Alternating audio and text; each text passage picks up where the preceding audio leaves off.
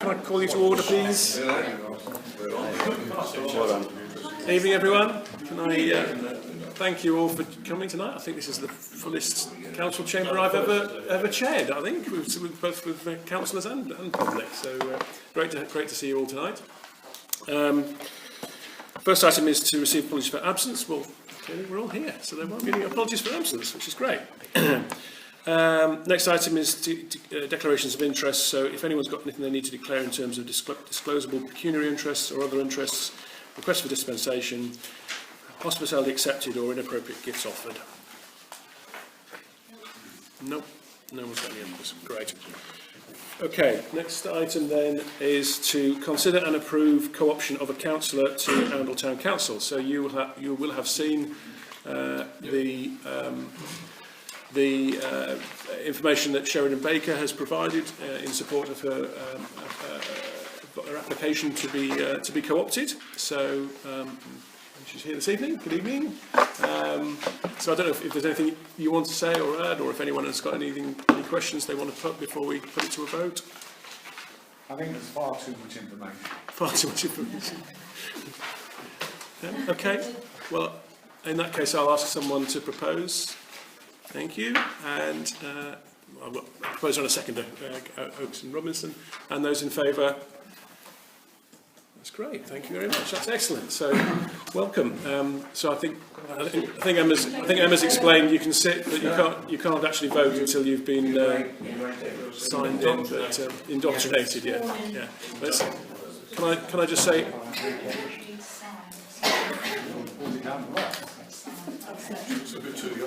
I was just about to say. We've significantly increased the proportion of female councillors and reduced the average age, which is great.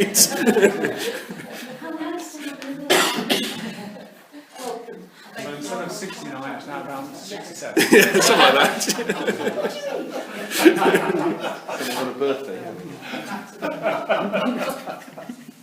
Can I say, Sheridan, in order to increase the number of ladies, I had to drag my wife on. Okay, let's move on. We've got quite a full agenda, so I'll let you crack on, please.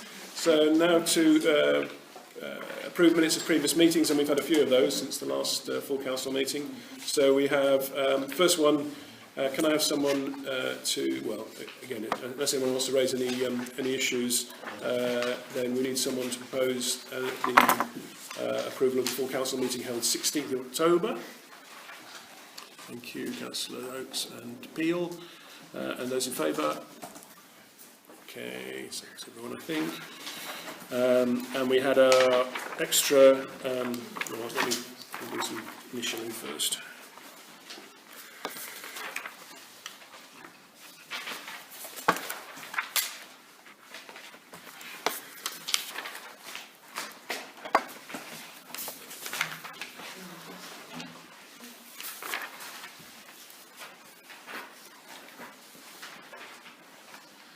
Okay, and the next one then is the extraordinary meeting that we had at the end of last month, was it, beginning of this month? Sorry, 3rd of October, at the end of last month. So that was, again, in your pack, so can I have Councillor Stuart Oakes and seconder? Councillor Clark, in favour? Most people certainly carried. You can't second this. Sorry, how many abstentions were there? Just the one. There were a couple of people who weren't there.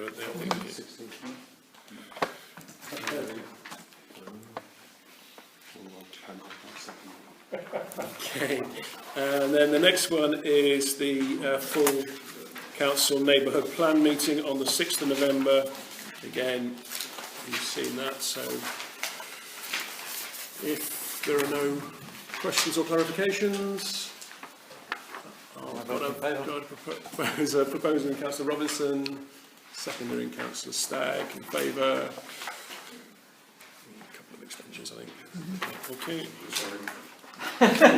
It's going too quick, isn't it? Well, we'll get on to the good stuff soon, don't worry.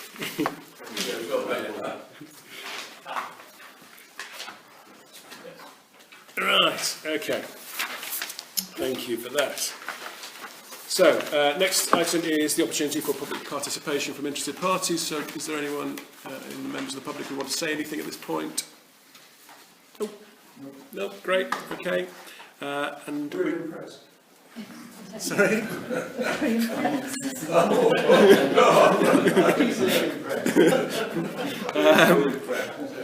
Next item, consideration of requests from interested parties.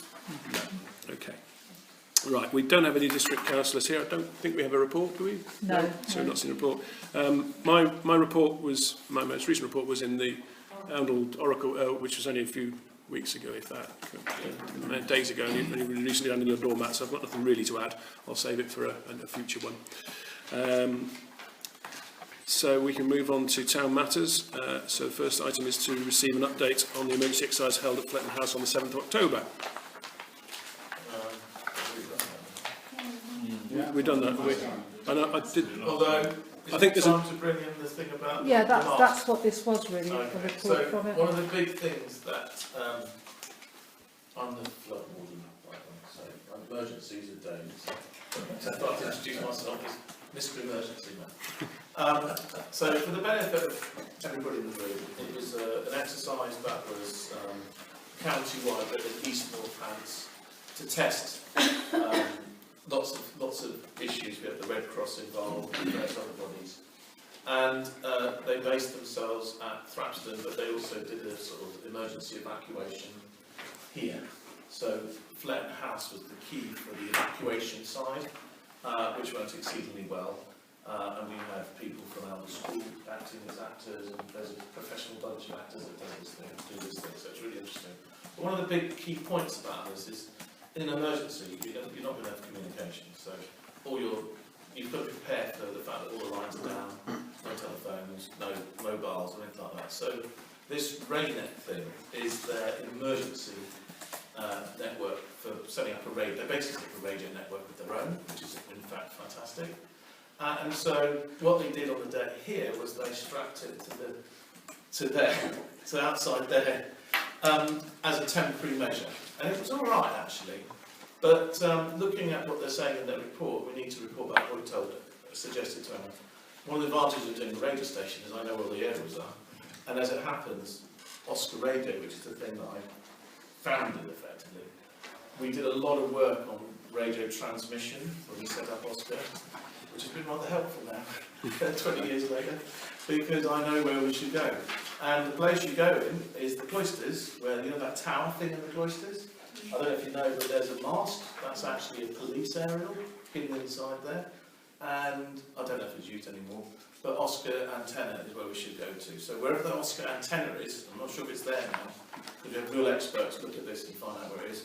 We're going to suggest that we pass this to Oundle School and suggest that they help find where the aerial goes. And then when that's done, we have, because the idea is that it's communication. As you know, we're a bit lumpy around here. So you want to have it so it covers the area properly. So that's the purpose of what we're going to say. So I hope you're happy with that, but that was my suggestion from that report. And the exercise was very good, by the way. we got conned by a number of very good actors. And I spent 10 minutes talking to a young man from Oundle School thinking he'd been bullied.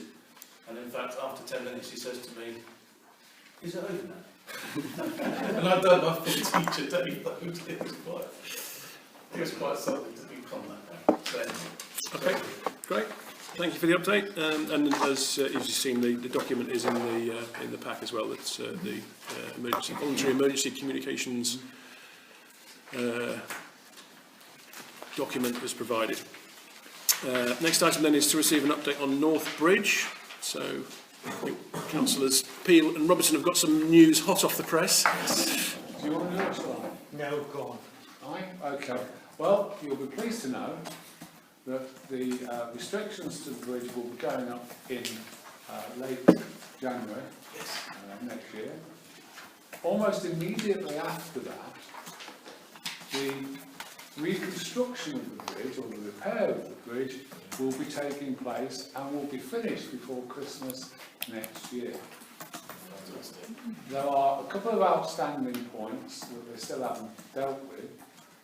One is the traffic flow, and in fact they haven't actually, we will get a report on that before Christmas, but as Tony learned in the last meeting, so I was able to go to the last meeting, it could be 10 weeks to 12 weeks after that date before anything is implemented. So we might have a 3-month period where the roads in Oundle will be at the mercy of everybody coming in the wrong way and going out the wrong way.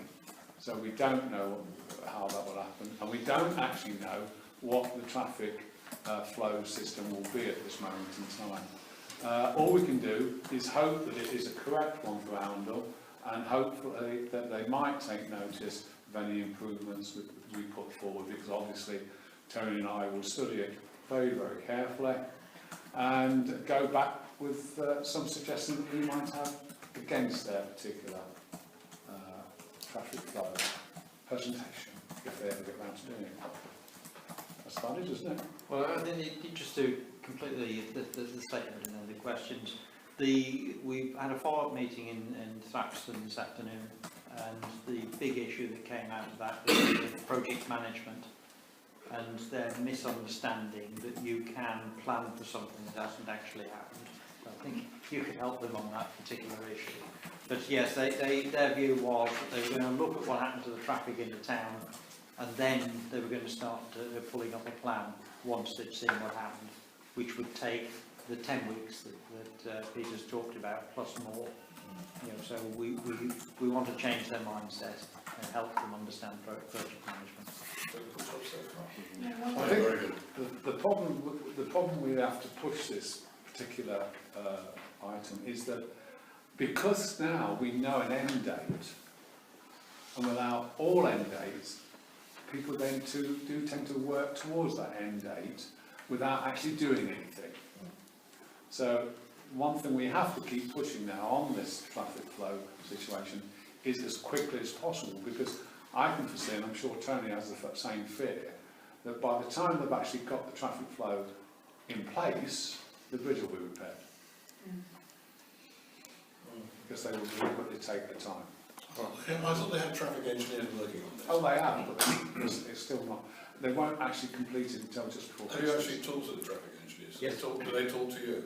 Yes. Yes. And what action have they taken? The traffic engineers? I mean, they- that's what they're supposed to do. It's not most They've complicated. commissioned a survey which they completed 6 weeks ago, and they will still be another 4 weeks before they've actually got the results of their survey. But in their survey, they haven't talked to any of the commercial businesses in the town. That's good. They've not asked anybody what they've done. So they had a good hammering from Philip Ham this afternoon in the meeting. So what did they... Hang on, But they- hang on. Talk Can more I about just- this Okay, particular sorry, all right. subject, yeah. Yeah, I mean, Yeah, all right, sorry. we're a nice full council for once, which is great, but if we're going to be Yeah, like no, that, no, we need to talk to the chair, please, because No. otherwise I'll lose control. Never. I've been trying to do that. I know you have. Look, the first thing I want to say is I have to give my fantastic applause to Councillor Robinson and Councillor Peel for shoving this through. Yeah, And it's not been easy. It's always been a battle of whether we should really go to war or whether we should be conciliatory. I think they've done a fantastic job and must be congratulated. Full stop. absolutely. I understand we can't do anything officially about routing traffic, but is there anything to stop us putting an unofficial route up? It's already happening. We've done it. I was told by Philip Amps that they've already spoken to all of the businesses that are scheduling deliveries, and they've got their own route sorted out, and something to try and make sure that lorries are not meeting on South Road Or West Street. or West Street. Yeah. So yeah, there's definitely these things we can do. Certainly with the local My businesses. lorries, my people, because I have about 5 or 6 lorries a day come down to where I am, and I've already asked them to sort of follow a one-way system after the bridge is closed. And 2 or 3 of them have been doing it, trying it out, and the only comment I've had in that period of time, and they've done it for about a month now, is that they are really concerned about Blacktop Lane. Because it's really difficult. I mean, I've got 2 or 3 Arctics and I've got 2 or 3 rather large wagons that come down, and they are really concerned about the traffic coming up Blackpot Lane, one of them did have somebody turning right up Blackpot Lane, he was coming down, because he could reverse up. Yeah. And the fact that there's not a lot of space on either part of those two parts. So I think that's one of the things that we have to look at when we get this traffic flow situation sorted. Just a quick one. How do you see this? How do we present this tomorrow? Okay, Do we- I've got a short presentation. It will be short, factual. There's not a lot to say, really, is there? You've done it all, and you can Well, it say sounds, more. it sounds like good news. It sounds like sort of work well done and all the rest of it. But I'm just conscious of tomorrow that we actually present this in a. I'm sure we will. I think it's very positive. We've actually got a positive result to it, you know, and I think that's hot from the traffic light. Just one thing to bear in mind, and I'm sure you have, so please don't take this as a sort of teaching to suck eggs. But obviously we've had to rumble a lot of, let's say, bridges, to get this to where we are. Ruffle off the feathers. As a person who's really caring about, I think at some point in the future, when it's more clear as to what we're going on, we have an end date and all that stuff, thank you letters to everybody, which I'm sure you'd have done anyway. But it needs to be negative. We need to be complimentary to the people who we've had to push to say thank you. It depends on how you feel, but I'm always the person that likes to be conciliatory in the end. You don't have to do that, but at the same time you say thank you. May I say, I agree with that entirely. I've been very pleasant to everybody. No, you haven't. Look, can I just say, I think the good thing that we've done is rattle a few cages. And these two guys have rattled some cages, and they've made people think. Okay. And they've also put together some decent proposals to mitigate. Now look, there's no solution to this. We know it's going to happen. So this is down to mitigation. And Tony's done a stunning job on the structural front. And Peter's, gone to, I don't know what else to say. I'm so very proud of them. Okay, great. Thank you very much. Thank you. Okay, let's go on then to the next item. Which I think is just making people aware, isn't it, basically, Yes. that there's a presentation on the flood resilience project in Oundle coming up in a few days' time. So if you live in a flood area, because they've done a full survey now, I don't know when the last one was done, but I suspect it was a long time ago, we've now had a full survey of Oundle from a flood risk point of view, and this is where they're going to give their findings. I've not seen it yet, so I don't know. But it's important that we get the message out as well that that's happening, which I know you're doing. But we need to make sure that people are fully aware, particularly those in flood risk areas. Okay, thank you. Next item is a letter from a member of the public regarding the timing of the Armistice Day parade and service. Again, it was in your pack. If you've read this, it's basically quite impassioned complaint that that it has moved from 11 a.m. Go ahead. Impassioned, but totally and utterly incorrect. Correct. I mean, utterly incorrect. It's been the same time for 20, far more than 20 years. Certainly in excess of 30 years. 30. In excess of 36, to my knowledge. So we need a polite letter back to him She's in the wrong town. Right. So I need a polite letter back to point out that it hasn't actually changed in doing. The other thing, Mr. Chair, was I was there stopping people parking so that people could salute at 11 o'clock. Oh yeah, I mean we did have a remembrance ceremony at 11, but the main parade's in the afternoon. Always done it. He's done it every year. So that's quite simple then. It's a nice polite letter explaining that, then that's fine. Perhaps not using such fruity language as she has. Yes. The issue is how we respond. Well, I mean, obviously, it's come from his heart. yeah. But it's got well, they're a lady, sorry, well, A female. but it's an impassioned sort of thing. And Well, she's got it completely Yeah, wrong. well, we just need a polite letter to explain that it's been this way for I some think time. that's- And then that's what it needs. We'll do that. That's fine. Yeah, Next one is to request, consider a request for the zebra crossing on North Street to be relocated. Are we talking about the one near the sort of, No, the one not that, North Street. North Street. The one where they're going to the one where the school kids cross. Yeah, so very And don't use a zebra crossing, they use something, they just cross the road. Imaginary ones that are further road. Yeah. So what's this in the pack somewhere? I'm not sure. No, No, it's just something for me. Yeah, sorry, no. Okay. Go on, let the oracle. This is something that came to me from a couple of residents and a couple of non-residents who are town users.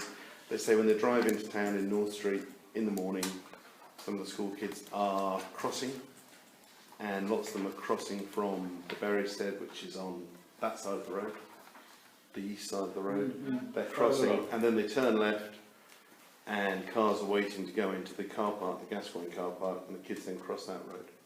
So they're effectively waiting twice for the same children, which of course backs cars up down the road. And they were wondering if they could move it to the other side of that entrance, which then would also encourage more of the pupils to use it as they came through the churchyard and crossed in and out. And the question was, how do we go about making such a request? Because it saves them having to walk through the cars, they could then walk up the side of the church and then turn right. Yeah, and so the cars would then be able to come up North Street through the traffic lights and turn right, and that would speed the traffic flow up. Which Do we run into legislation where the zigzags get too near the corner and the zebra crossing gets near? I don't know, that's why I was asking whether it's something we could look into, or whether we have to ask highways, or... Yeah, I think it's a very good We're going idea, to have to ask highways. but you're going to have to ask highways, and they've got no money. We can pay for the paint. I doubt whether they will. But is that the right procedure to ask? Well, I suppose Yeah, what we it's should, theirs. So should Well, we can ask highways, can't we? But If the council. You can ask and then they'll say yes or no and then we can... So can I propose that we ask? we ask, but I would say, if it's okay, in mitigation, Alvin moved to the Gascoigne in 1996. It's been a problem since then. Perhaps the school also ought to ask in that case. Yeah, I think the school will be happy to ask as well. The only, I can ask, I'll ask, because we've also asked about the other one on Milton Road. Yep. But not much is happening with that one at No, the I'm sure. moment. More And often than not, it does always boil down to money, but I can ask that one as well. Okay. So do we need to... do we need a proposition on that, or we just because we're not, yeah, we're just asking them to consider it, aren't we? Yeah. Thank you Yeah. very much. Okay, council matters then. We have received the clerk's report in your packs. Yes. What's going on? No one wants to ask anything, or members don't. You don't want to say anything, Emma? No, I don't think So, so. okay, fine. So we'll consider that received then. Next one, to consider creating a town residents panel of people to get feedback on OTC services. Yes. Is that me? Yeah, Someone must have put it on the agenda. I didn't put it on there. Right, are you sure that was me? yeah, you know, I sent that email out, that I think East Northants have a panel of Right, residents yes. that they go out to get feedback. And Oh, you so like an can- online panel? And you can go Yes, and say, that's right. "Yeah, well, Yeah, East Northampton sent a questionnaire out recently saying, what do you think about this, what do you think about that? And I was just wondering whether that's something we should start doing in the future, whether it's through email or consulting people verbally or something, just see what they think about what we're doing and what we could do better. Aren't we the panel? We're residents. Possibly, but we're not everyone. There's lots of people who don't want to stand for the council. I'm not, we don't necessarily cover the full So age and sex. do you appoint another, effectively a committee like this one? No. It would maybe be 20 or 30 people in town, possibly a different group to us, who you just email about things every now and again, just like a normal online survey about things. Councillor Humphreys. We had this idea before, didn't we, about having a surgery? that be the same sort of thing, where we took it in turns to sit in the hub and drink coffee and people came and found us? And I think that perhaps excludes people who are at work, half day at various times. It's something that we could maybe look at different ways of getting different groups. Sounds like an extra layer of bureaucracy we could do without, quite frankly. I think we ought to it's be more about- talking to the public directly. Sorry. I think it's more about getting, like, if, say we've got various ideas about doing things, you might go out, particularly as you're thinking about unitary and what we may want to take on in the future, you may put your ideas out to, like, say, 50 people that you've got, just to see what they think, and then they could come back, that sort of... Councillor Fuller's being very patient. I think it's a good idea. I think, but it depends on the selection of the panel. At the same time, I think it's not meant to be replacing us anyway. I know exactly. I get what you're trying to do because I think it's brilliant. It's not replacing. I just think it's a. What do you think? Testing the water, and then that wasn't. The panel suggest that this is not going to go down well with a lot of people because of issues that we didn't know. So I would be in favour. I think as councillors we're quite more in touch with the community, so we know.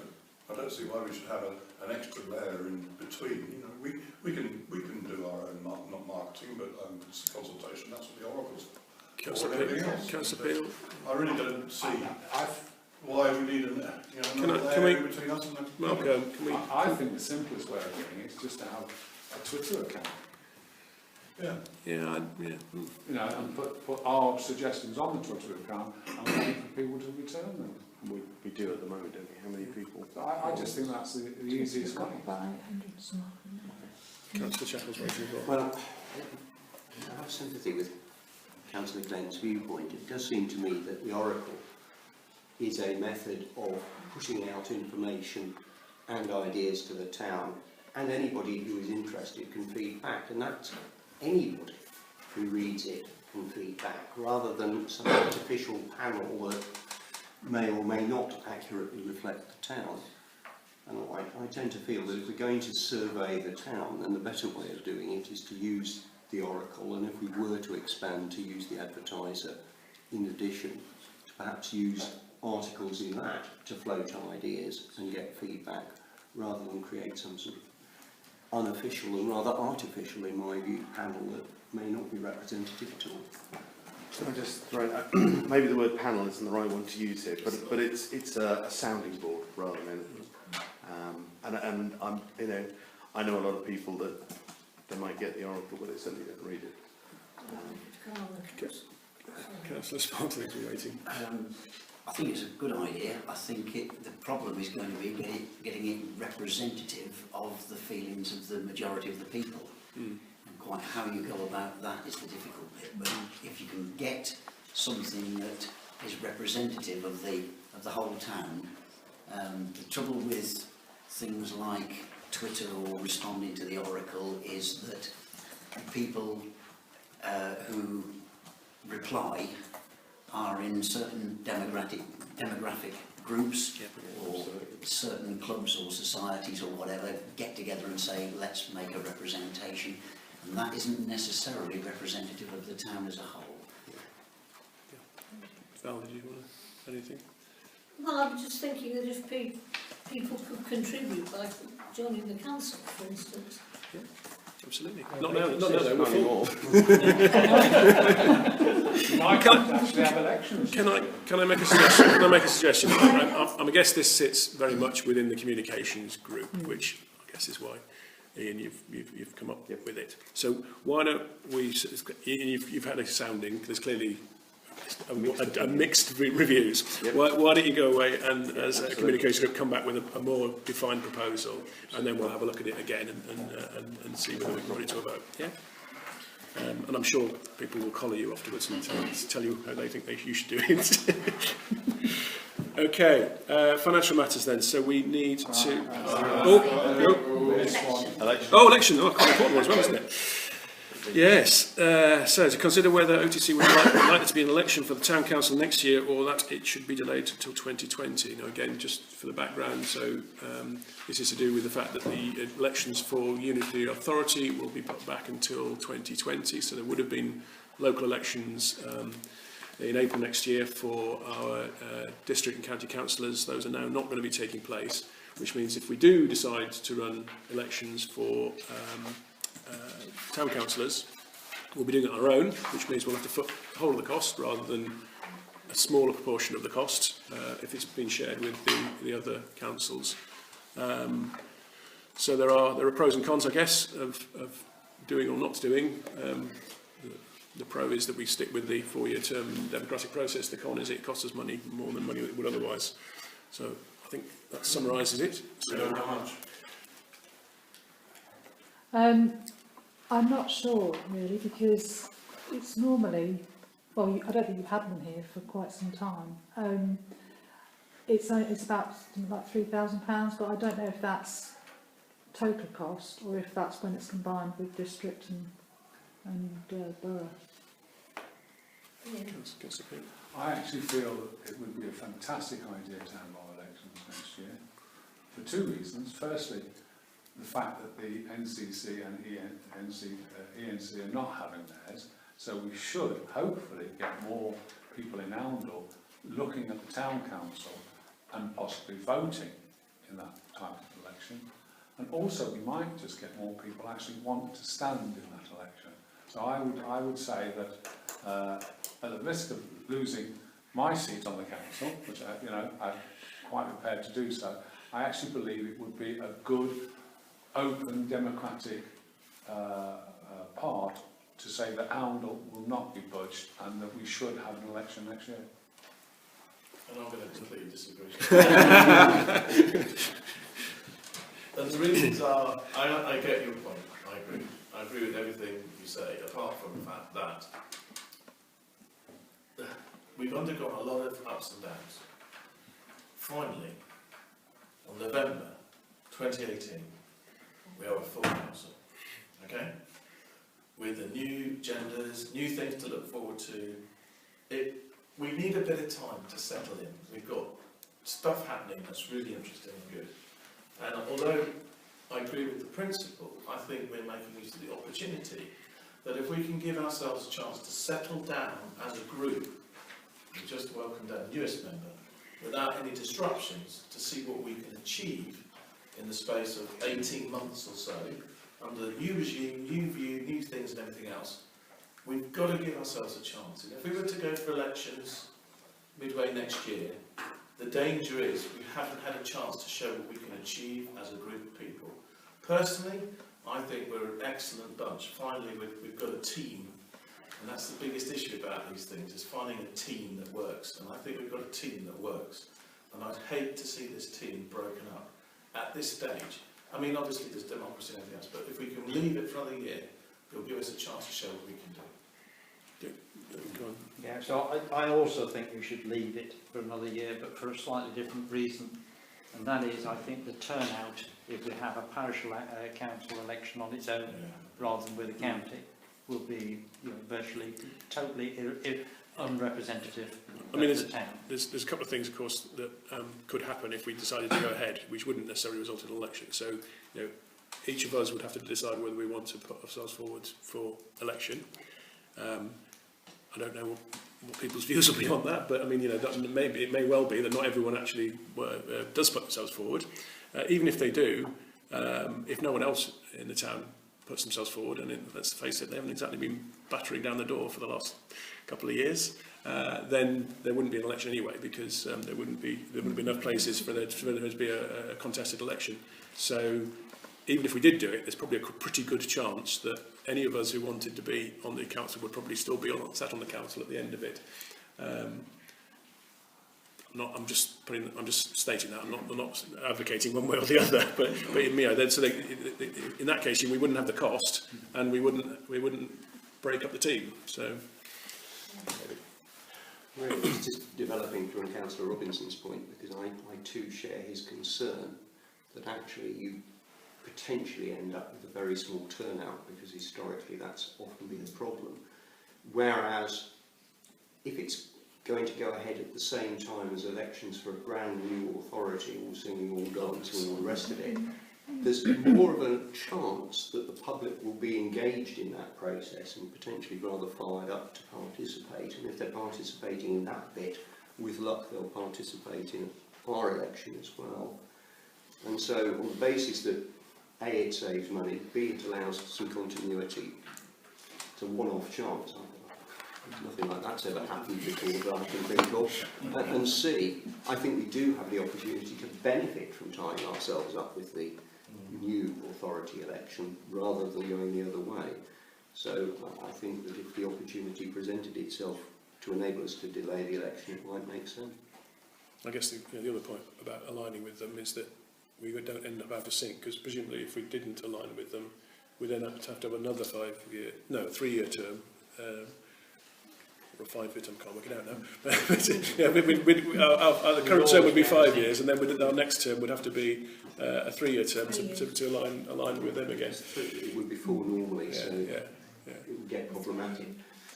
Just to say that I think Northants they've got a group of councils that they go out to do a similar sort of pack thing. But they had a 50-50 split, so some were for, some were against. A bit like us. But East Northants have said we should just carry on as if we are going to have an election, because we won't actually know until about, I think, January, maybe February next year. Is it not in our gift to decide this? Is No. it? It's not. So in fact, No. there's actually no point saying we're going to vote on it. We have East to wait and be told Northants anyway. are looking for what people think, because they'll go with the majority of Okay. people. But I think ultimately the decision for the district and borough, that decision is Secretary of State's going to make that, and that won't be until the new year. So the decision really is whether we're going to make a representation that strongly states we would prefer for it to be either in 2019 or in 2020. I'd just like to say, for me, I almost felt a sigh of relief, and we've had Councillor Stagg join us and our new lady councillor, and I agree with Councillor Fuller, stability, and let's just get on and move forward and do some things that we've not been able to do, and put a lot more energy into it. I'll be quite happy if I get re-elected. Can I make a formal proposition that we do in fact go to ENC and indicate that our preference is to postpone? Yes. Yeah. I'll set one up. I'm off. Okay. Can we vote? Yeah, you can vote. Yeah. Yep.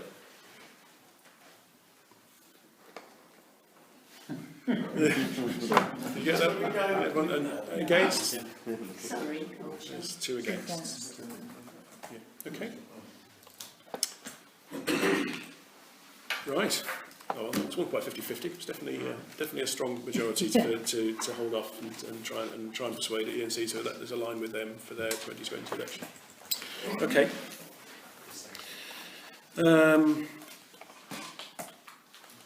Right, we can now go on to financial matters. So, again, in your pack is the Bank Reconciliation Balance Sheet Budget Report and Hub Trading Account for October.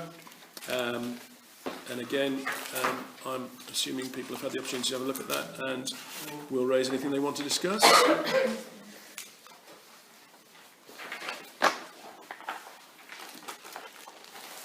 Nope. Everyone happy? Okay, so can I have a proposal that's approved? Councillor Oakes, seconded by Councillor Robinson. Those in favour?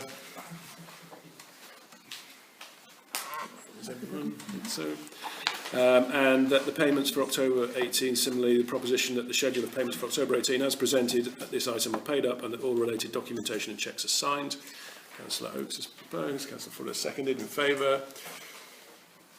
That's everyone again. Now then, the annual return has been on the agenda a few times now. We now have a completed audit from the external auditor, yeah? Mm-hmm. So, I'm assuming we just have to accept that, I guess.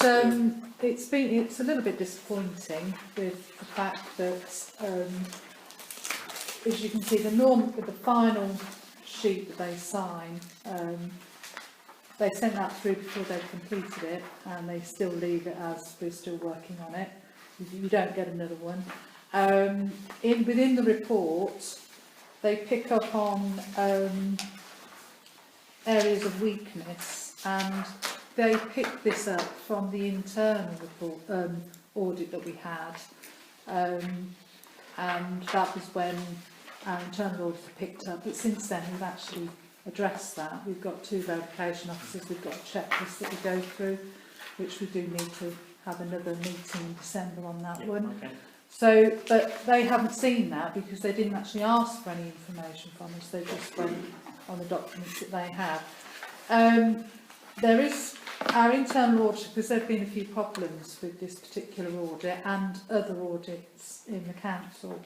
She's picked it up with Northants Cow, and when she comes to do our interim audit, she's going to go through what they suggest. So, because it hasn't gone as well as, not because we've done anything wrong, just their whole process. Yeah. Hasn't. And they were very late. Do you need any help from us, other than December? Oh, well, the December, and then I think she's going to come in December, so it'd be nice if either you or Councillor Glenn could come Yeah, along well, we as well. can both be there. And, Yeah. Yes, Mhm. yeah, Do you know when nip this. Yeah, she hasn't come back with a date yet. I'm away from the 2nd to the 9th, but I'll see the dates. So you're away? 2nd to the 11th. Right, okay, well, we'll arrange for it. Okay. I'm away from the 2nd. So do we need to formally approve this then? Yeah, just so that we've Yes. got a minute Yeah, for okay. future. So I'll can, give you the dates. can someone propose that we approve this then? Councillor Fuller and Councillor Robinson, and in favour? Yeah. Okay. Next item is to approve expenditure of £3,360 for work to 5 trees in the recreation ground as recommended by the Estates Committee. I'll propose it. I did go back and ask if, because we did talk about it was going to be 20% reduction. He said any more than that, that's all it needs for them. Right. And you can do the work at the end of November. Yeah. I'm happy to propose it. It's sensible. Yeah. Second. Yeah, again, I think it's stuff we've talked about before. Okay, great. So in favour? Very good, thank you. Next one is the quote for upgrading IT support.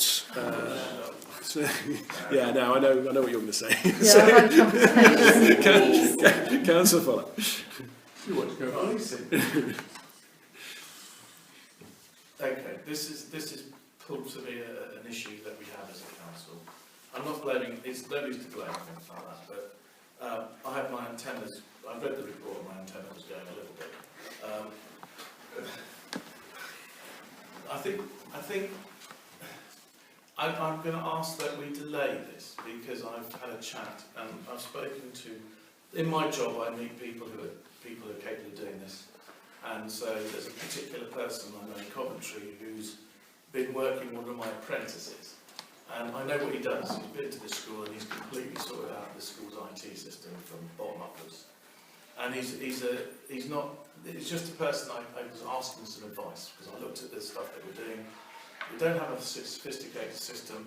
The suggestion of that upgrade is not good, which made me suspicious. The PC that they're recommending is below a normal specification of the PC that would be recommended today. So we're slightly behind on that. I wasn't happy about that. I'm also aware that if we're going to spend whatever we said we would a month, then you could replace all your PCs every year with new ones. So that made me also slightly suspicious. So I'm going to suggest, if it's okay, and I'm sorry about the delay, is that we ask this gentleman, if it's okay with you guys, to come in and do another quote, because he'll have a slightly different perspective and then we can look at the quotes. But I would suggest in future, as your sort of IT person, that you let me have a look at the quotes and I'll rush a report for you, and then you'll have a better understanding. It'll help you in the decision-making process, because I'll do some research on it, like I've just done retrospectively now, so I can give you a sort of judgment based upon somebody who knows a little bit about it, and can give you the best advice, I think. Because the trouble about this, IT is one of those subjects that you either know or you don't, and it's very much blinded by science. And then the other thing then is if we're going to move forward with this Office 365 thing, because it's mentioned that you've all read the report, well, you've probably glanced through it, But Office 365 is something that I train on regularly. And if you move from where you are today to Office 365, the implications for the organisation, if anybody's actually done it, you'll know what I mean, is huge. It's a completely different way of operating. Much better, but the journey to get from where you are to where you're going to is a long journey, and it has to be planned.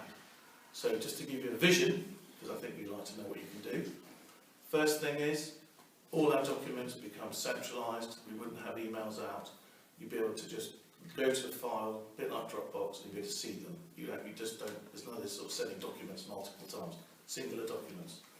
Another vision, Teams is a part of Office 365 where you set up these little groups, so all of your stuff around the bridge, all your stuff around working parties, they could be a team, and in Teams you have your own folders and files, you have conversations, you also have apps on your phone, so it's like using, not Facebook, but it's similar, so you have a sort of social media type approach, so sort of all the emails we have flying around, you will have sort of better ways of communicating in a more sort of, in a better manner, so it's more centralised, because the issue we have is if the council leaves, it's what Emma's worried about, GDPR and all that stuff about the information we've got. So there's two vision things. Skype is another thing to think about. It does mean then that you can communicate from your phone straight away with anybody else. You can do it by texting them effectively, but it's all internal. It doesn't go outside of the organisation. So there's a huge, tremendous advantage to what we're doing, but it comes at a cost. The cost of both the physical cost, which is a monthly fee per user, £10 a month per user. That's the first thing to get right. That's Office 365. Secondly, there's a training thing. So you need to train, and it can't be just one training thing. It's got to be small training over a period of time to move the staff and us from where we are today to where we're going to. It is beneficial, but it needs to be planned. And that's the third thing. We need what's called an IT plan, which I'm happy to help, I'm happy to do, and I don't mind forming myself in a little committee of myself with whoever else, of doing that, with a bit of oversight, but that's what we need to do, and I think we need to get some more help with this thing, because we need to replace, whatever you do, we base it around this, and we can plan from that, we don't have to wait for the plan. That is what I suggest. Sorry about it coming a bit retrospectively, but that is what I would suggest to the council. Is anyone going to argue against that? No, I'm going to agree with that. Yeah. Makes a lot of sense. I'm fully in support, and the two of us are on 365 already. Yeah, it's brilliant. I've got it all the time. I've been using it for 3 years. So. Can I ask what sort of time scale you see envisaged to get this up and running in the council? Well, Office 365. Well, whatever improvements you see. Well, because at the moment you have problems now, don't you? Yeah. Ongoing problems that need to be well, the solved. main issues. The other thing that I was my suspicions was we've got 5-year-old computers. You've got thrown out and you've got to start fresh. So you don't start. I mean, this is what was the person I trust was saying is first of all, you don't do this replace one and then one and then one and then one. You replace them all because they're the same machine. You have an image that you copy, so if anything happens to a machine, you just copy the image across. It's all good maintenance project. And I was surprised that that was the results of ours. This is there's lots of reasons why my antenna was shifting. So you do a shift change. You say replace the machines now, because if you don't, the long-term issues you have will be coming back to haunt you. They are old. They are far too old. They should have been replaced 2 years ago. And so you get 4 new machines. It's not, we can afford it. And then your problems will not necessarily go away, but then you're remotely managed. So you don't have to have this, you want someone to come in once a year or a couple of times a year to make sure everything's okay. We have a file server, which we can keep or we can lose, depending on what we do with Office 365. That's part of the IT plan. But effectively, the first and foremost thing we need to do is to give our staff decent machines to work from, which they don't have at the moment. Yep. And make them future-proof. So they've got 3 to 5, well, 5 years is too long, but 3, we have a model in our head, which again is part of the plan, and I'm happy to listen to for anybody who wants to take. But I think a cycle should be 3 to 4 years. By the time you get to a PC after 3 years, it's starting to show its age. It depends what it's being used for. It's being used for very simple tasks. You don't have to keep updating. It's the ones that are critical, the ones that you're actually using for 4 years is about whatever the you're max. using 4 for. years is the max, because it's not just that, it's just as web browsers get more complicated. When you move to Office 365, a lot of stuff you're doing is on the web. So you're using, and that's when the memory becomes an issue. So when they're recommending 4 gigabytes of memory, it's half what should be recommended. That's when I get suspicious as well. So I wasn't happy with what I read, because I felt if I was doing this, that's not the PC I would offer our staff. Because everything is going to move to a browser, and your browser will be the thing that eats up your memory. Absolutely. Speed. Yeah, and also cloud. Well, that's part of the cloud. The cloud is through the browser. That's the big one now, Yeah. isn't it? But It's through the time, browser. time is of the essence. Emma's under pressure now, so. Yes. Well, we've had a chat. Yeah, we had a chat earlier. Yeah, so if It you wouldn't be long. yeah, okay, fine. Okay, so we're not going to, well, we Can we wait till the next meeting? we're not going to approve the quote. I don't think anyone's advocating that we put that to a vote. We can put that to a vote if we want, no, but I don't think so. So we're going to defer this to a future meeting and give Councillor Fuller a chance to do the black IT magic. May I work with you? Okay. Next item is to receive the minutes from the Finance and General Purposes Committee held on 13th of November. So again, we're just receiving those. So if no one's got any points or questions, we can move on to the next item, which is to receive an update on the neighbourhood plan and approve expenditure for the consultant to progress the plan. Again. I can resist that. Okay. He's timing. I think everybody knows we had a strenuous meeting with the AOC last week about their local plan. Oh, right. Who's that? That's their local plan. It's got quite a lot of things in there, quite a lot of mistakes, especially to do with Oundle. I'm not going to go into all the mistakes now because there's too many of them to sort of go through tonight. One of the most important ones that we actually brought them up on at the meeting was the fact that they have only got 3 sites and we had 7. Those 3 sites, they gave a benefit on those 3 sites. This is just one of the mistakes they made. The cemetery was going to be paid for by the 3 sites they've got in their local plan. That's actually total rubbish. The cemetery is being given to us by David Wilson on Stoke Door Road, free and gratis. There are no costs involved. So a benefit can't be given to that if there are no costs involved. They ignored 2 of the sites that we asked for, Herne Road and Benefield Road.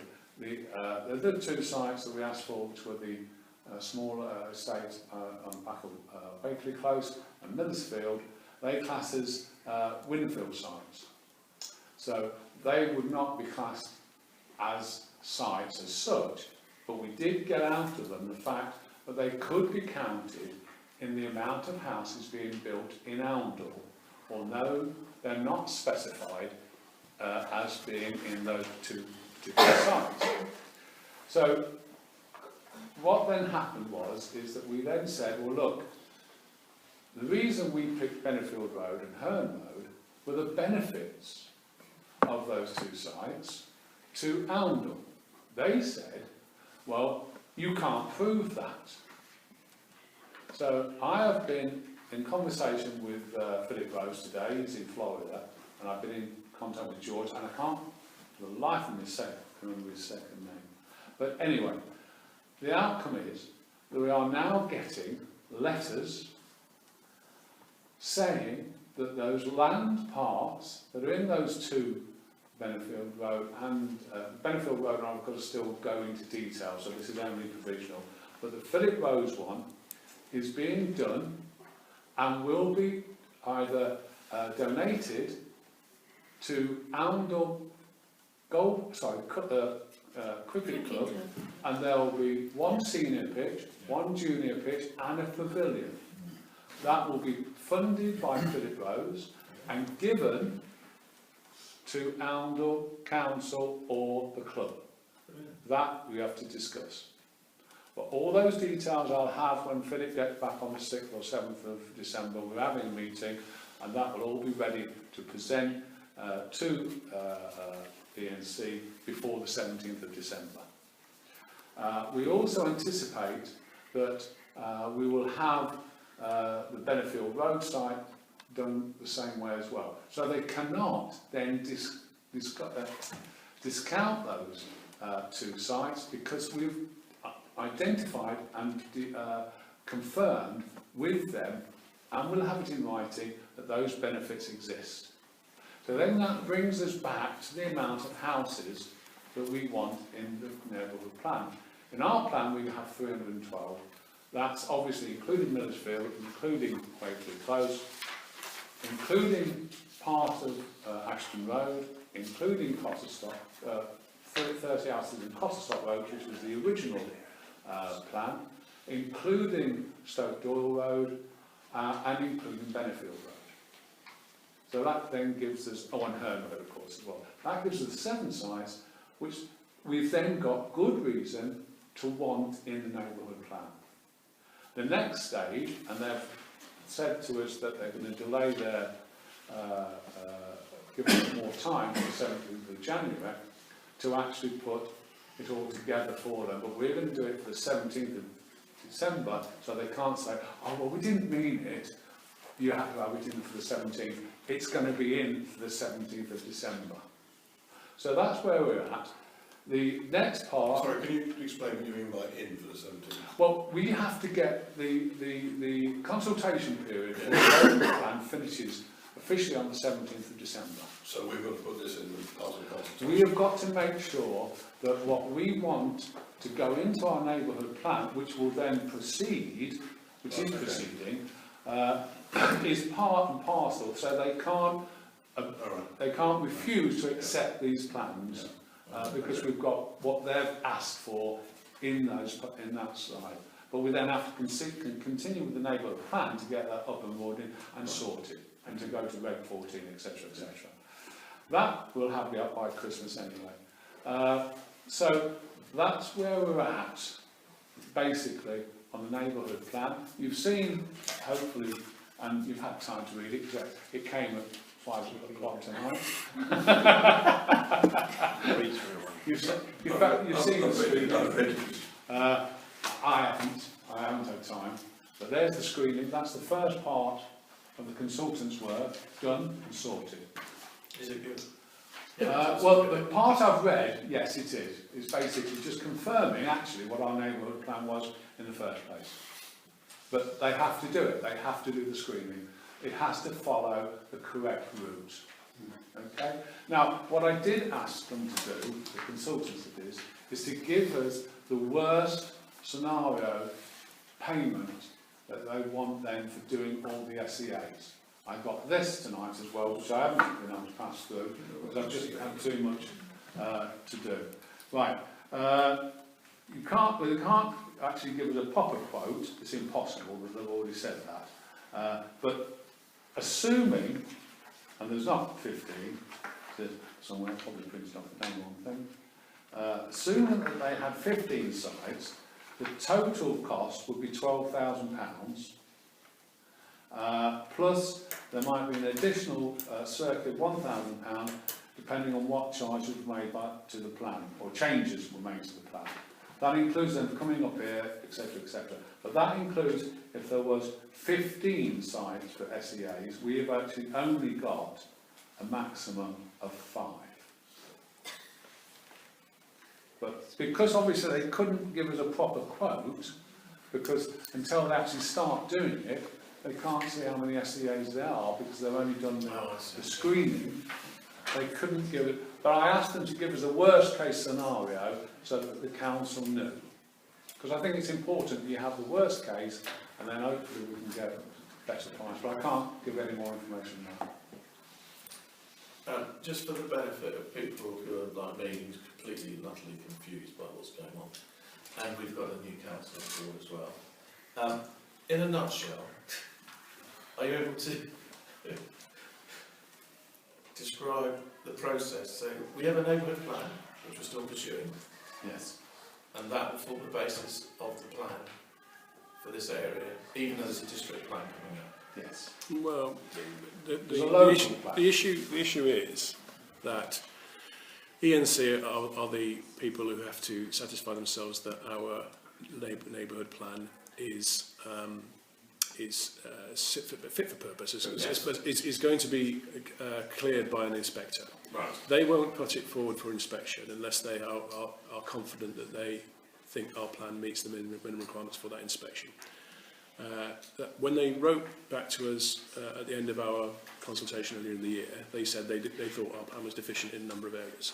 So what Peter's been describing is the work that we think will be required to make that gap up. However, there is still the issue that they believe that the site allocations in the local plan are more appropriate for Oundle's needs, despite the fact that Oundle has a different set of allocations that it's proposing in the neighbourhood plan.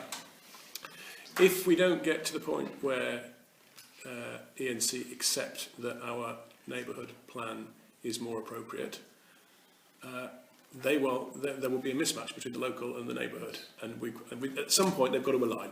So we would like them to move to us. At the moment, they're saying no, it needs to look like the local plan. So that's the issue that we've got at the moment. But if the neighbourhood plan gets approval, does it trump it? It won't get approval because it won't get through in its present form unless we can convince ENC to send it through. ENC have to approve it. They have to push it forward for inspection, and they won't put it forward for inspection if they don't feel So it's it's still appropriate. as confusing as I thought. It is. So Peter does the Yeah. marvellous job of explaining. Sorry. No, you do a good job. Well, it's just that obviously we're not going to get any approval at all if we don't get the SEAs in place. It's as simple as that. So, These are the SEAs that so they haven't done their own yet. sorry, no, they haven't done them yet. And the problem is, I've already asked Richard to give us their SEAs on the sites that we're interested in continuing with. They won't do that either. Go on. They've already confirmed that. They won't do it on what grounds? Well, Hang on, can we just, Sorry. please, All right. thank you.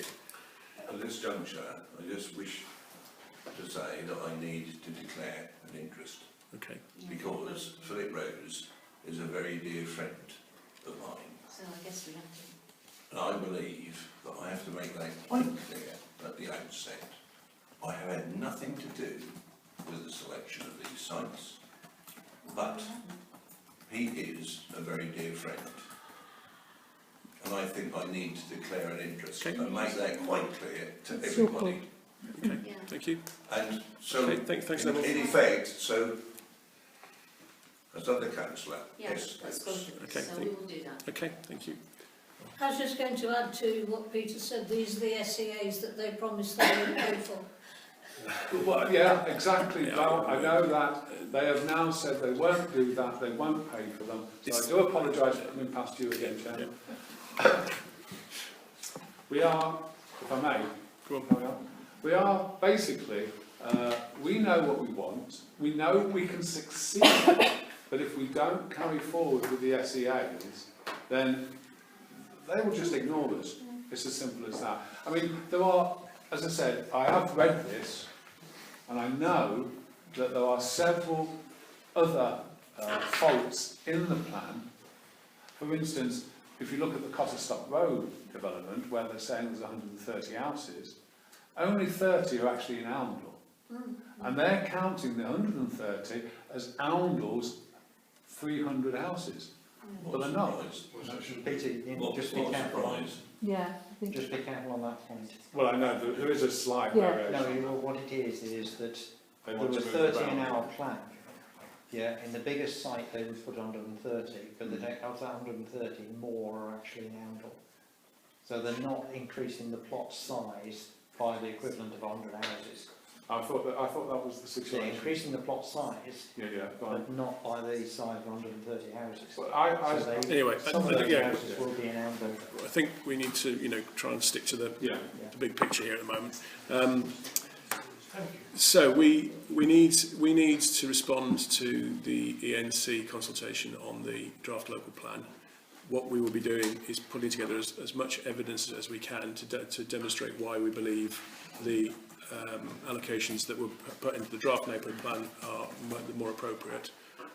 But it does need to be, planning evidence, not just opinion and hearsay. So that's what we'll be working on in order to respond to ENC. But as I said before, at some point the two plans have got to come together, because we can't have, well, if the local plan goes through as it is, that will be what has the weight over it, whatever happens in our neighbourhood plan. So we've got to defend our position robustly, but at the end of the day, we've got to get into a position where we are in agreement with the ENC. You've only got one full council meeting between now and the 17th. Okay. Good morning. Thank you. And that's on the 4th of December. Okay. I actually thought that probably the working party would put the presentation to the ENC together. But I think we do need full council. You need Oh full yeah, we need council. full council approval. When is the date of the next council meeting? The next one is the neighbourhood plan on the 4th of December. Right, so what we've got to try and do is get it together by the 4th of December. I'm not going to promise that, but I'll do my best. Because the full council meeting's on the 8th. The problem I have, you see, is Philip Rose, especially, he doesn't actually come back from Florida until the 6th of December. And of course, all his plans are here in this country, in his house, and not in America. So I can't physically get the paperwork from him until the 5th or 6th of December. Okay. But I will have, we'll have a board outline by then. Is okay? Yeah. I was just going to say, this is so important that if we cannot fit it in on the 4th, either because there's not enough time on that date or because Council Peel is perhaps not ready for it, we will have to have an extraordinary meeting. Because this has to be done right. It's got to be done before the 17th. It's as simple as that. Because I'm not being horrible, I don't trust the ENC. Peter, I think we can, Sorry. no, just. Well, look, you know my Yeah. I told them at the that I think we need to keep it. I will repeat it again and again. We need to keep it a little bit at a higher level, I think, for this meeting. Short comment, planning meeting, 4th of December, Councillor Chapman. Exactly.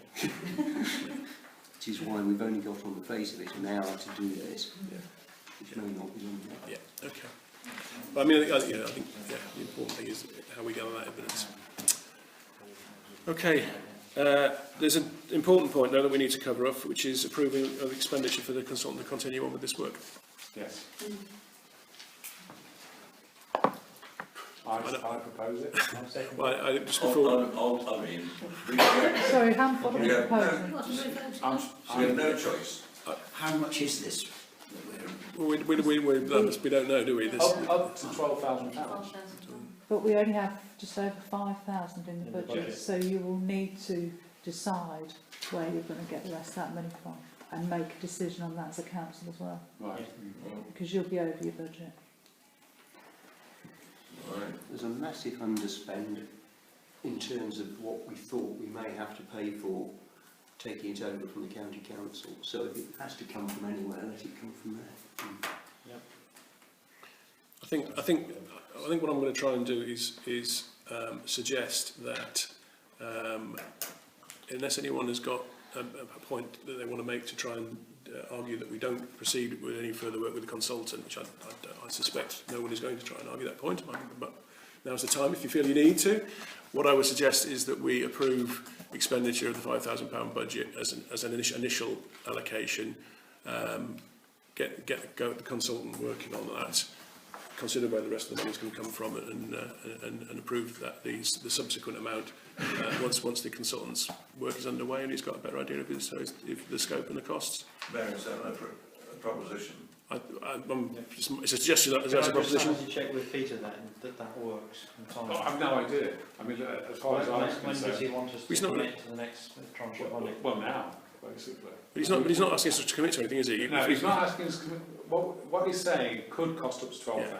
Yeah. What I need to be able to go back to him and say, yes, we will go with the expenditure, but obviously subject to the total. Yeah. What I'm suggesting we could do is go back to him and say we've approved expenditure of up to £5,000 in order for that work to start. I don't honestly think that'd be a waste. I think that'd be a waste of time because all you're doing is. Well, no, it won't, because he's not going to bill you for £12,000 before he starts work, is he? Well, he's going to start. He can get going. We've got 5,000 approved. Once he runs out of that money, we'll need to approve some more. Okay, all right. I'll go back to him. But all I want to say is we need to have it done very quickly. Go on. Has he done any work looking at the HRA and SCA? It's all in there. It's just come through. You had an email today. It's all in the screening. Right, well, I've seen that before this meeting. I'm sorry, it only got here this afternoon. The HRA, his screening from that has come back that we don't need to do any further work on it. Right. Yeah. But he does say that there is work needed for the SEAs. Yes. And then he does make some recommendation for changing the policy map. We've got to add some other things onto our policy map. So that's an add. I mean, I'm assuming that we go back to Mark Benz because he produced that map and ask him, or do we? Well, the thing is that's why we've got the consultant. He will be going back to him and sorting that out. So he'll be doing He'll the be policy. doing all that, yeah. We had work done by a consultant, James Wilson, in 2016, where he looked at all 7 sites, 2 of which they're now saying are windfall sites, but he looked at all 7, and he produced there a return, saying that there was nothing contentious on any of those 7 sites. And I had a look at that work and resubmitted that work at the end of our, when we were doing regulation 14. Yeah. I had a look and resubmitted his report. The ENC wanted the 7 sites each done independently, separately, rather than collectively. James Wilson did a collective assessment, but if they're collectively all outside of the 3 or 4 kilometre range of anything that was contentious, they must separately be outside that. They don't get nearer to it by being separate. They are, in James Wilson's report, they were not near anything that would cause a problem. So theoretically we should have a nil return. No, the problem we have, sorry Roy, is that the regulations changed, and I've got it, if you bear with me, so I'm going to have to try and find it, because obviously I didn't... I think it's enough to say the regulations have changed. Yeah, they have changed, and therefore the summary that you gave was not right, and Richard Palmer made a point of saying that the work on things like that in the neighbourhood plan that was submitted for Regulation 14 did not comply with the new regulations that he has got. Hence the fact it was thrown out. So the problem is none of that is relevant now. And I've got it in here somewhere. I can email you. First time I've heard that. You know. Well, look, I'm sorry, Roy. I've just been going through from May. Which is when I took over the thing. So I've got it here somewhere and I can email it to you with all the details in. I've gone through everything very, very carefully. And unfortunately, the ENC will not accept the local plan as it stands at the moment. And the reasons were in his email, which unfortunately I can't find now, because it's in here somewhere. But we know it's failed, Roy. So the problem is we've got to go from there. So we've got to do the SEAs. With the greatest respect to the Mayor's view, if we know that it may cost us up to £12,000, it seems pointless to say we'll only budget for 5. We know that the money is available. It's not a case of there isn't the money there to pay it. If that's what it's going to take at this stage, we've just got to go all in.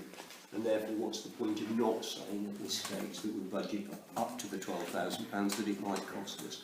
I know it's slightly annoying in the sense that it then is an invitation to somebody to bill us up to that figure. That was what I was trying to point to. It's quite a big change. The reality is, as we go by, Yeah. we have to produce this. It'll cost what it'll cost. We now know that there's a capped maximum that was actually said it would be. So I think we have to authorise the payment up to that sum and be done with it. And I'd be happy to propose it. I'll second it. Okay, those in favour? Yeah, Sorry, can I that's just, can you just, You've got it right there, there's pretty much everyone. is that everybody in favour? Is that okay? There are a few abstentions, We but... can, we can possibly also. I need to know them. If I'm- In favour? Those in favour? What are we voting for? Well, 12,000. Up to 12. No. I don't like it, but You're an abstention. No, You're an abstention. abstention. Okay. absolutely. Only because you didn't like my idea. We have come thus far. Yes. No, I mean, I think I Peter, don't think we're do you disagreeing want me to in contact the him? need for it Because to he happen. normally It's asks just the purchase order number and Yeah, things. what I'll do is I'll write to confirm Could you just tomorrow, copy and then me I'll in just on copy that? you in, is that all right? I still think you need to. I mean, this is public, so he knows he's now got a budget 12,000 because it's in the public domain. But it'd be good if we can try and keep some control We will have over. funds up to 12,000 if necessary. Yeah. But it's pro rata of his sites is about a third of that number from what I see. But it is, he's saying 15, and we're not 5, basically. Can I just say, I mean, I think it's in the communication with him, isn't it? This is you have the conversation with him and say, look, this is the whole thing, and it becomes a dialogue rather than someone, oh great, I've got 12 grand, I have 12 grand. Yeah. If it wasn't Peter doing it, I'd be worried. I'm treating mine rather like an overdraft, you know. What it is, you know, we're just creating an overdraft. Okay. Have we done everything we need to do on the neighbourhood plan? Has anyone got any burning new issue they want to raise? No. Anything else? No. No. Well, sorry, just one little point on neighbourhood plan, just an idea around the council, who's coming tomorrow? We, What time do you want us there? well, I know you two are not there. Before Saturday. Yeah. What time do you want us there? So, well, Before 7:20, you can say hello to the people. As they walk in, shake their hands and say hello and goodbye. Oh, that fast. Yes. Okay. Yeah. Sorry, are we still showing who's going? Yeah. Oh, yes. Yeah. I wasn't sure you wanted to speak, or... Not waiting for drag. I think that's So- my answer. We've done a run through of what we're planning on presenting earlier this afternoon. It is very short. It is only half a dozen slides, if that, on each subject. So we're going to keep it quite brief, short, factual, and really give people an opportunity to ask questions rather than Hoping for a good turnout. inflicting a death by PowerPoint from them. Okay. One other point, sorry, I did ask some time ago that we do a certain decent dress code. Yes, you did. Just so that, I'm not being horrible to anybody, I just think, you know, if we show respect to the people of Arundel, they'll hopefully show respect to us. Yeah. Okay. I shall move on then to planning matters, which is to receive the minutes from the planning meeting held on the 6th of November. Again, we're just receiving them, so unless anyone's got any questions or points they want to raise on that. Okay. Lots of trees. Lots of trees. Lots of trees, yeah. And similarly, we're receiving the minutes of the Estates Management Committee meeting held on the 23rd of October. Yeah.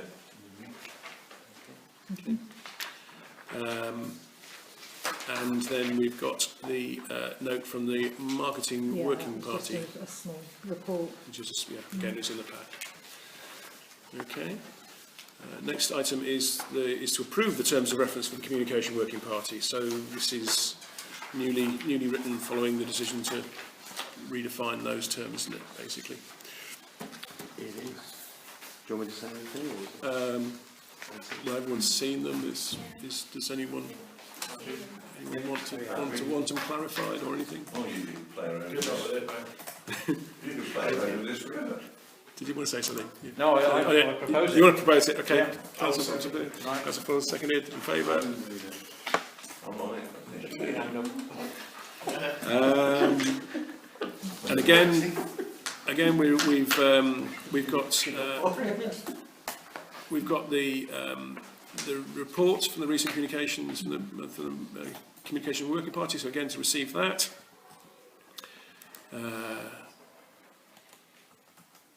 And then the next item is something we have discussed before, is expenditure for monthly articles in the Advertiser. So, do you want to make a pitch for that? Yeah, with pleasure. The general idea at the moment is we have, I think, traditionally put out 4 oracles, at about £2,500 in total. As a resident previously, I seem to receive them.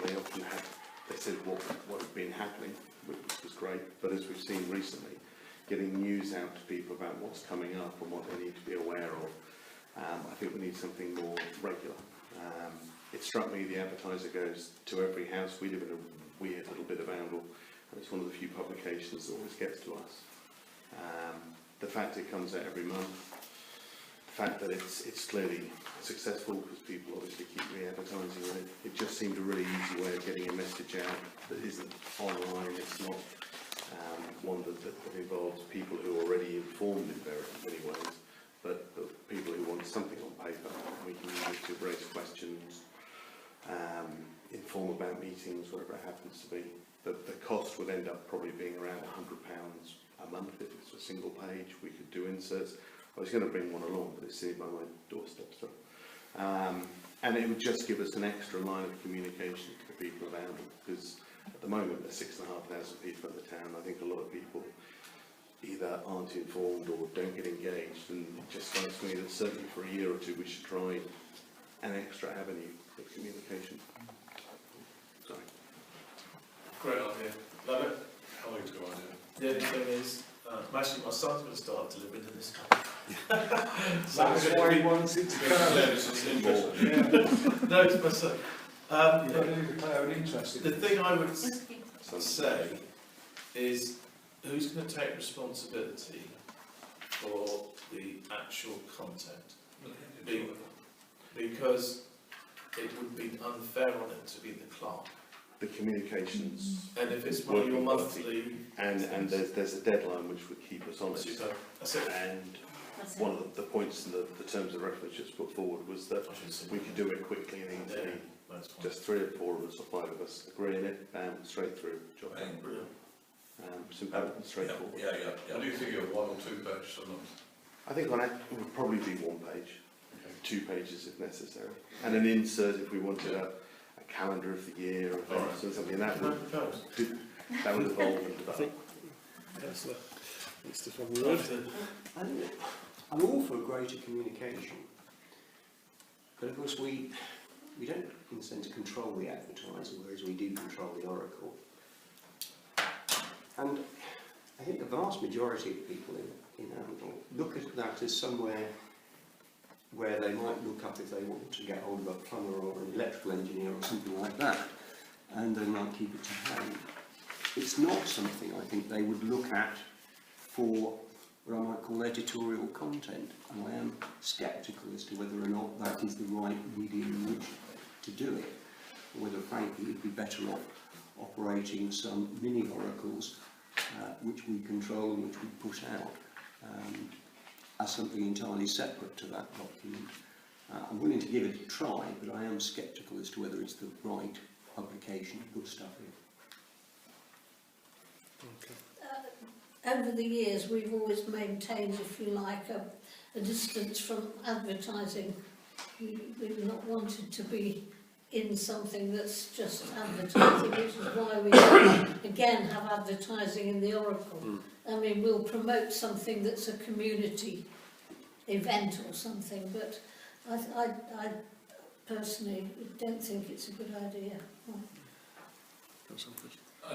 I mean, I agree. I think it's a good open debate, but I think the recent edition of the Oracle has shown us very quickly, as I've had comments back on it from people in the town, it's up to us to revamp the Oracle I think the Oracle is a very important organ for the town council, but it needs to be constantly, we need to be vigilant about it, and we need to upgrade it. So we need to have, within the communications committee, the Oracle needs to be our star attraction, and we need to constantly be there. I mean, as with Councillor Chapel, I think we'll give it a trial run, but I'd rather put our energies into revamping and having a really good Oracle. Can I just counter? Go on, sure. Yeah. Counter the 3 points. Yeah. I think it's not just advertising, and I think it's been very supportive of the advertiser as such, and I'm not involved in it at all, of community groups in the last couple of years. And I don't think it replaces the Oracle. I think it's an extra string to the bow.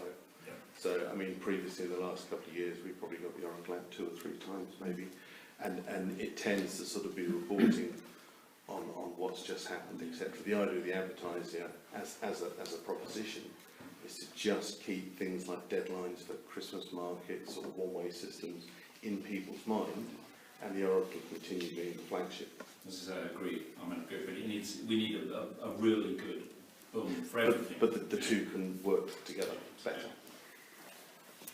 Well, I was schooled by a former mayor about things like putting advertising in. And the rule was that you didn't advertise anything other than events. You didn't advertise companies or things like that. And we're now dropping into a magazine that actually advertises trades. There's nothing wrong with that. I'm not quite sure where we fit in that. Now, can I just say, I'm not against it. I'm not against it in any way. I just think whether this is the right medium for us as a council to go down. Okay. I support this. Forgive me if I missed something, but do I understand that the clerk is going to have no part of this at all? She will be part of the group of the Communication Working Party that would effectively approve the text that went in. Okay, thank you. But she wouldn't be bypassed. No, I was just a little bit scared that we might say something which is illegal. Very strongly enough. So am I. Very strongly enough. Can I just make one more comment? Yeah. Having been the editor as a view of the Oracle over the years, it's very hard to get people to actually submit editorial. Correct. I'm not sure that we could even maintain, if you like, yet another place where we would be having to place information. I was known as the enforcer. I was known as the enforcer. Just to get Oracle articles out. I mean, I was ringing people up at the 11th hour, and I'm tempted to say I think everyone's had just about everyone's had a go at this now. I'm for the record, I haven't. I'm kind of understand the points you're making about it not being something you go to read, but on the other hand, it's relatively low cost. It's probably worth a go because it's certainly going to be a lot more timely because oracles are so few and far between. If we want to get a message out, I hope we can get into a place in the magazine that is not too lost in the middle. But yeah, I mean, I think you're going to propose a second, I think, aren't you? I think we'll take a vote on it. I think if you're going to go on the advertiser, the best place to be would be actually at the back where the community things are. That would be ideal. The opening of times of the performances and all that sort of thing. That would be ideal because that section, so it wouldn't be part of the advertising, it would be part of the community. That would be the ideal. Okay, so proposal is that we give it a try for 12 months? Oh, yeah. For 12 months? We'll cap it at 12 months? Second. In favour? Against? Any abstentions? Any abstentions?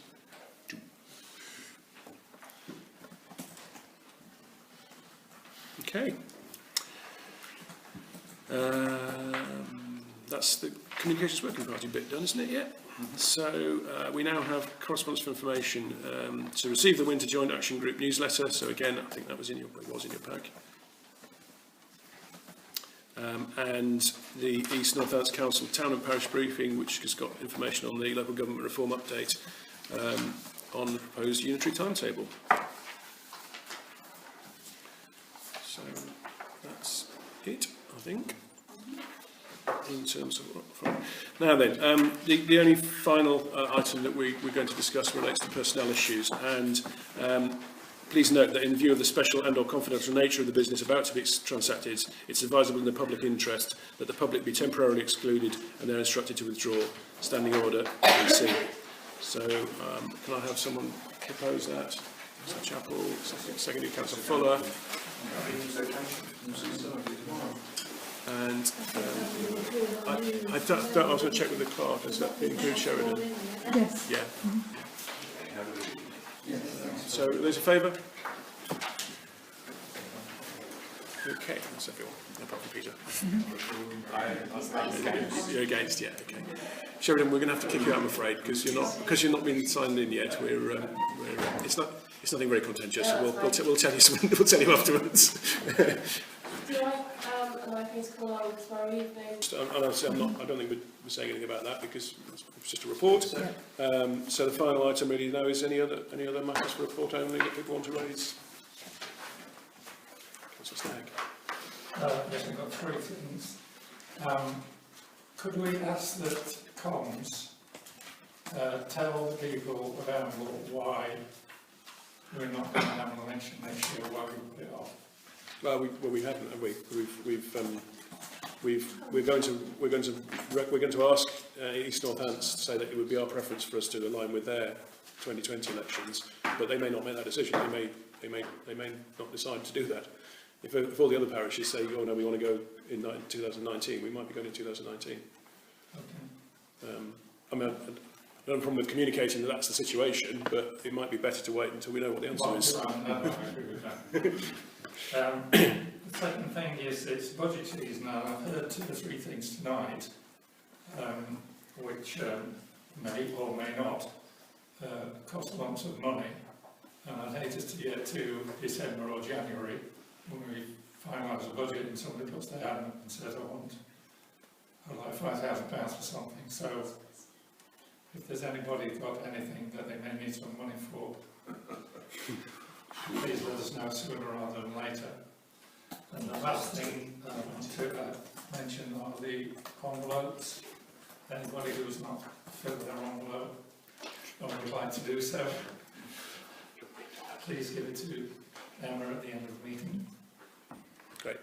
Can I just say something on that? I actually thought we were actually having the party here. So rather than donate, I've actually bought 2 dozen bottles of wine for the employees to drink. That's a lot. That's a lot. That's 2 bottles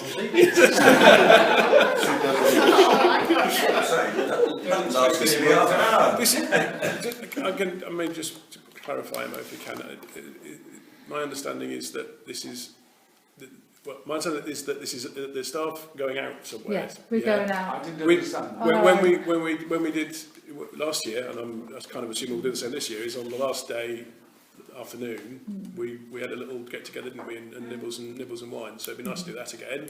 Yeah, I was going to talk to you about that. Because you're going to ask me to pay for that, aren't you? Well, I was going to mention about a couple of things that the hub staff obviously have to also get involved and prepare that. Yeah. And then not only do they do that, they also, majority had to clear up, although we do help. It also means that their close down for the hub happens after we've all gone. Yeah. And so they're still here, 4 o'clock, whatever, clearing up, taking Christmas decorations and things down. They don't mind doing it. They've said they don't mind doing it, but they thought, if we just had a low-key affair, like maybe in the Blackthorn room or something, where we just all stood there and had a drink and a small plate of nibbles, it wouldn't be so much for them to have to do. So. That's fine. But yeah, that's... And they can have lots of wine. Well, there's lots of wine. Well, I was going to say, the wine's sorted, so...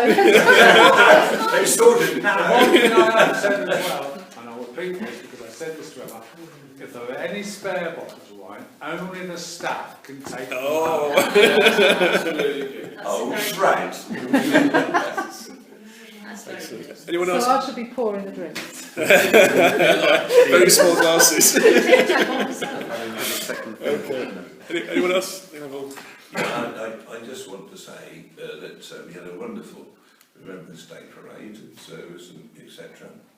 I'd like to congratulate Councillor Sparks on becoming the new President of the Royal British Legion here. Yeah.